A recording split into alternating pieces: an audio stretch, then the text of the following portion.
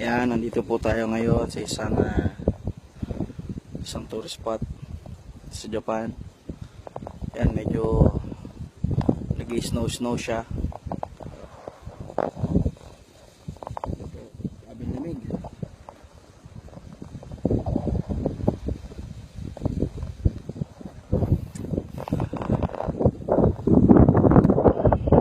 Snow siya.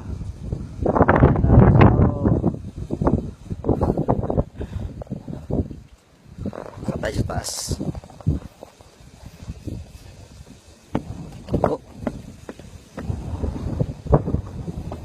Oh, grabe lamig.